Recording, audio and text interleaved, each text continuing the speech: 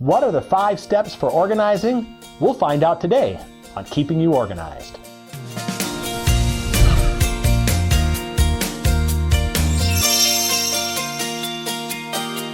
Well, today on Keeping You Organized, we have Ann Bloomer from solutionsforyou.com in the Portland area. Ann, how are you doing today?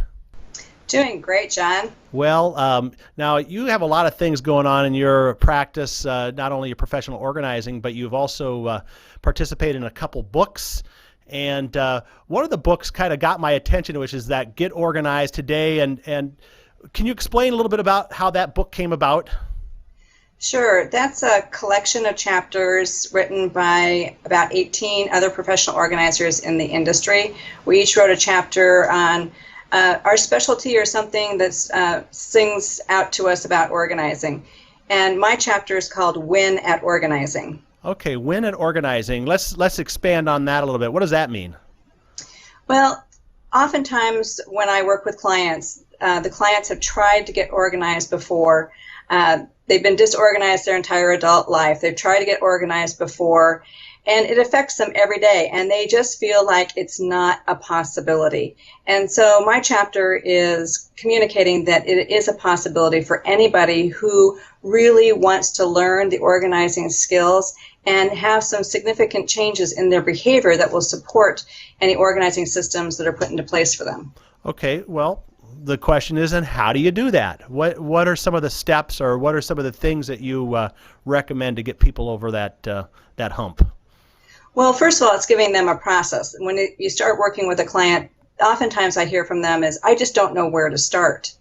And that's their block.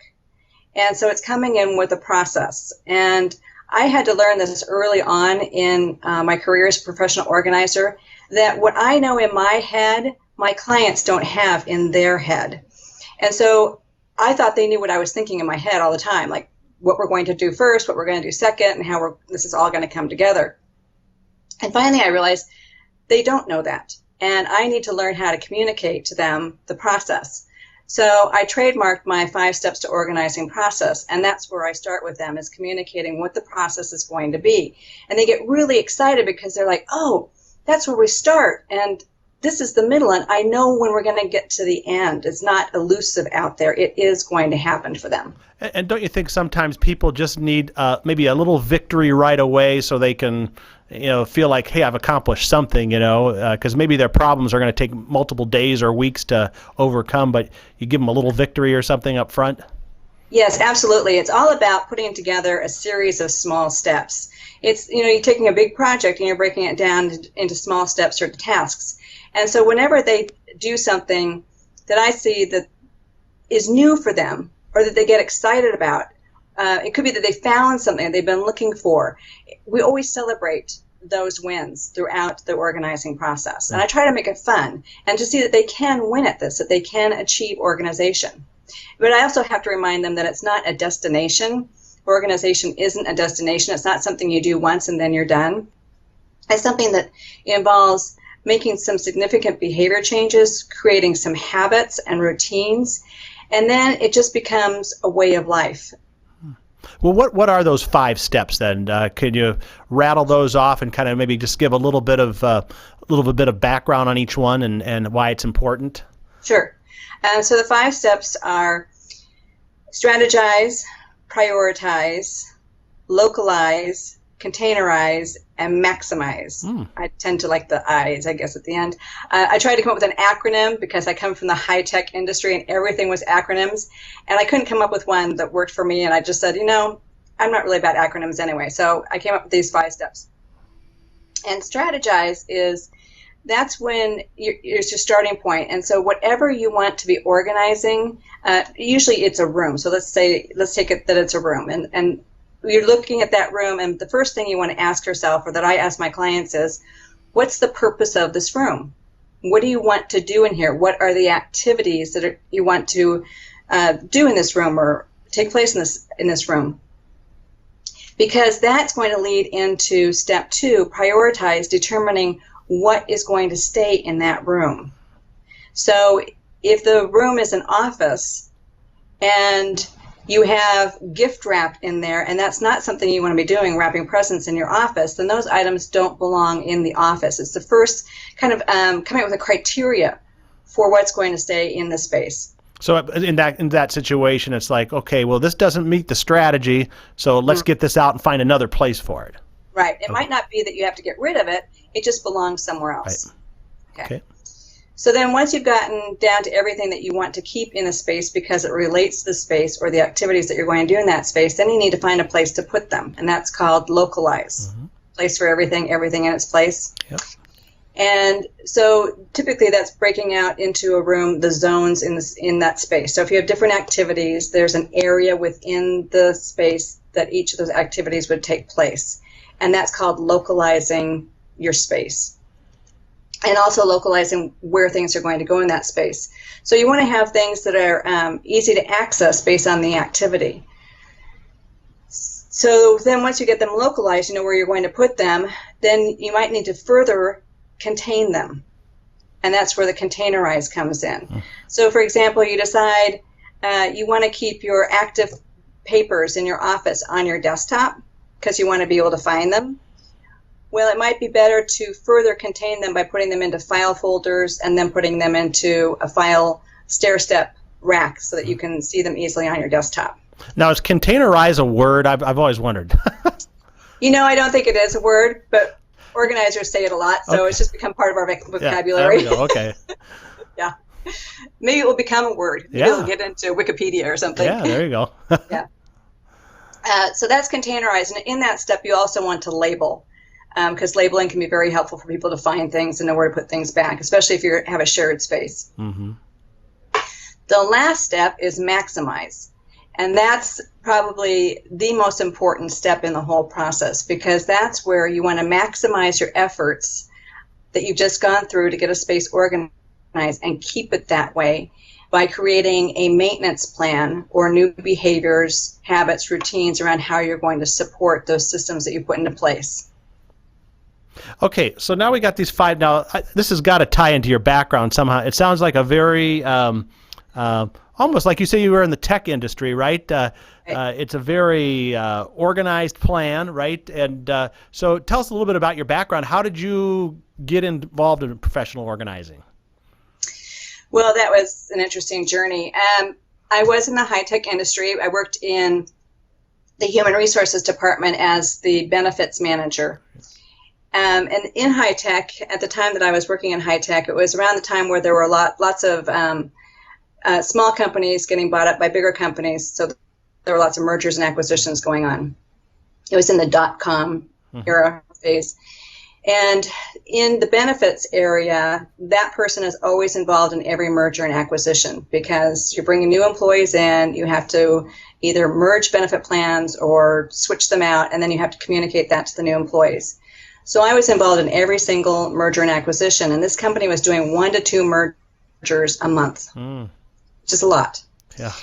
And the corporation recognized that I had a specific process for how I was handling each merger and acquisition. I had my little procedures book on how to get this accomplished the most efficient way possible and make sure everything was done accordingly. So they decided that what the corporation really needed is they needed to have a mergers and acquisition team. And so I was kind of spearheading that whole team for the whole corporation and put together procedures in each of the departments of the business to make sure that everything was getting done as quickly and as efficiently and as accurately as possible with each merger and acquisition. So it sounds like that would be a whole other book right there on how to organize mergers and acquisitions. So you've been professional organizing some 13 years, and you're involved in NAPO and also the Golden Circle. Tell us a little bit about your involvement in NAPO. Okay.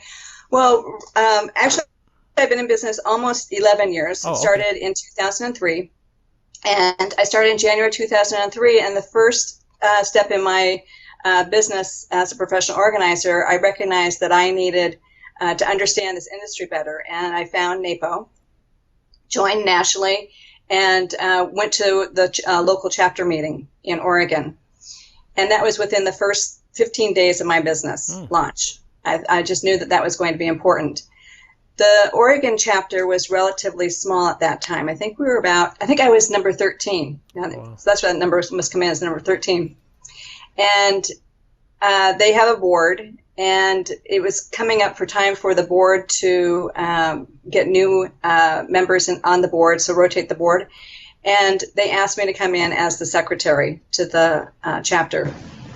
So I was like, whoa. I'm not sure I'm ready for this. I'm a new kid, yeah. Right.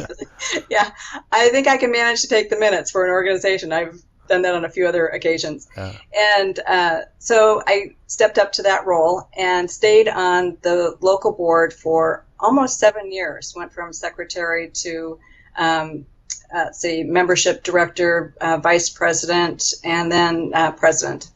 Yeah. Oh, that's great. Well, listen, we're going to take a quick break here, but I want to come back. We want to talk a little bit about now, after all these years, this kind of come full circle because you are working with new organizers. Right. Also, we want to talk a little bit about paper management. So we're going to take a quick break. It's Ann Bloomer with solutionsforyou.com out of Portland, and we'll be right back. It's Countdown to NAPO 2014.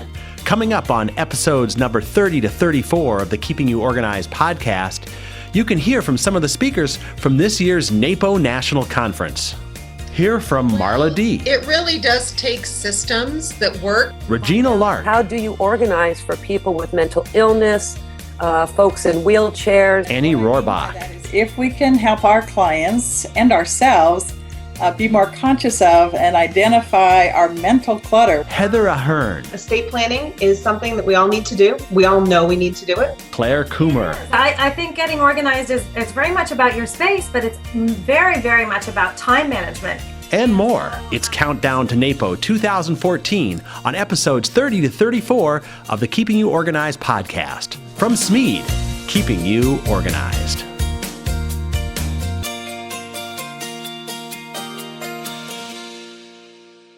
We're back now on Keeping You Organized, and joining us is Ann Bloomer from solutionsforyou.com in Portland. And Ann, right before the break, we were talking about how you got involved and got kind of baptism by fire in NAPO and became the secretary.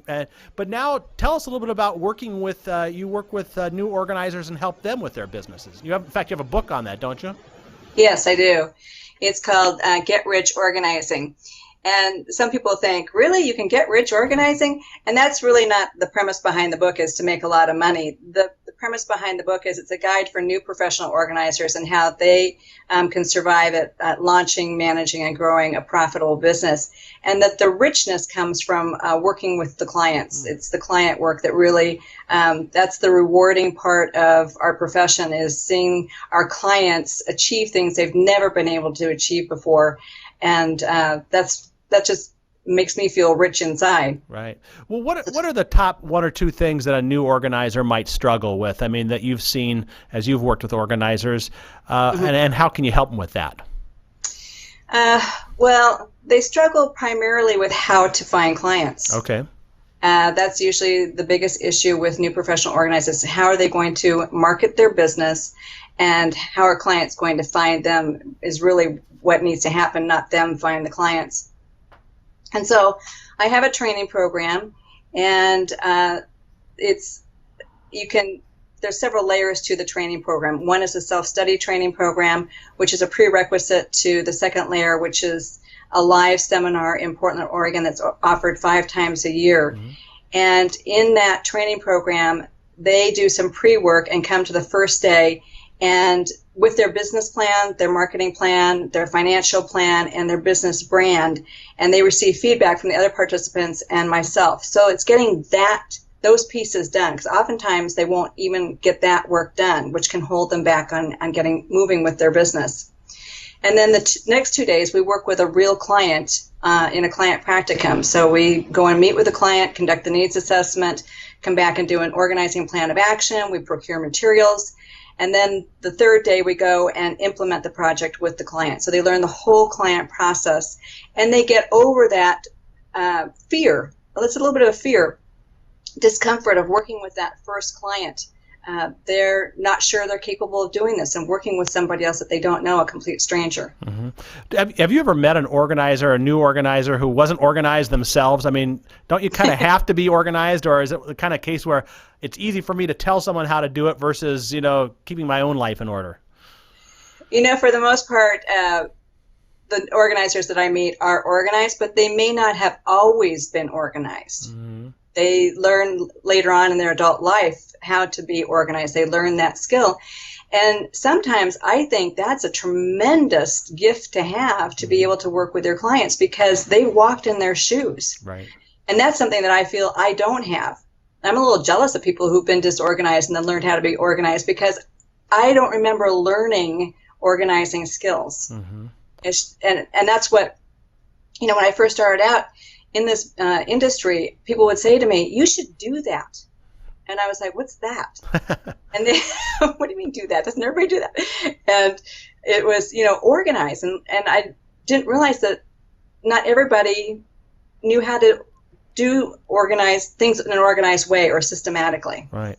Well, let's talk specifically about an area that a lot of people struggle with, which is paper management.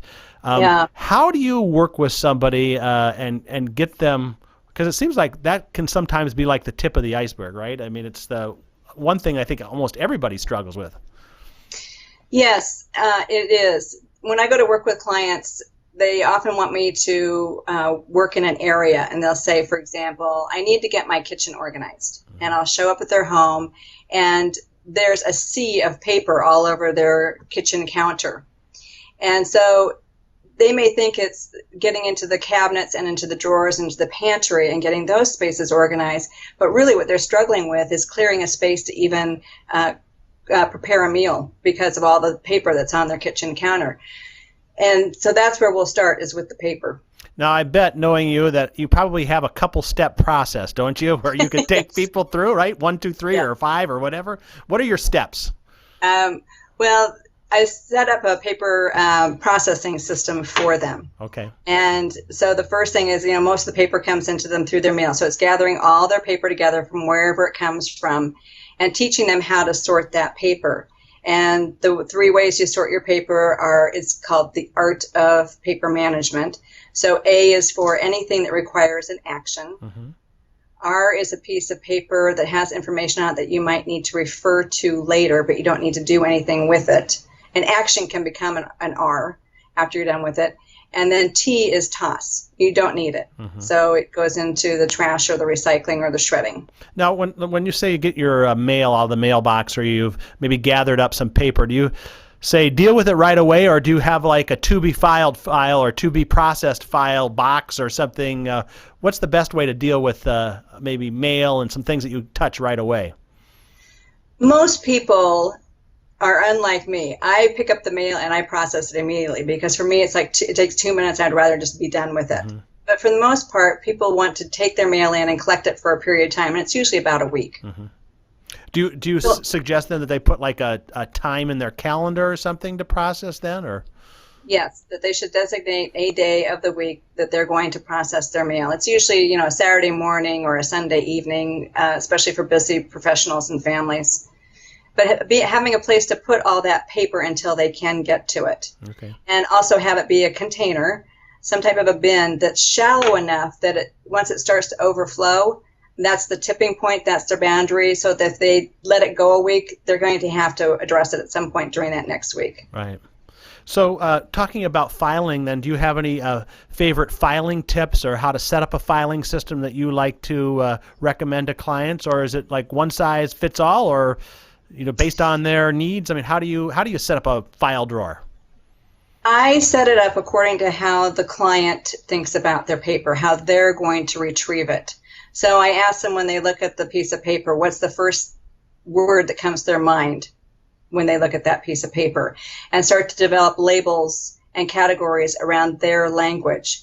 I also try to encourage them to think about whether they really need to keep the piece of paper, because it's often not the paper that we need, it's the information that's on the piece of paper.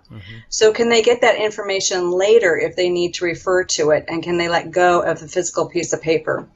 Now, are there any like current technology kinds of things that you like that like help with scanning or capturing that kind of information?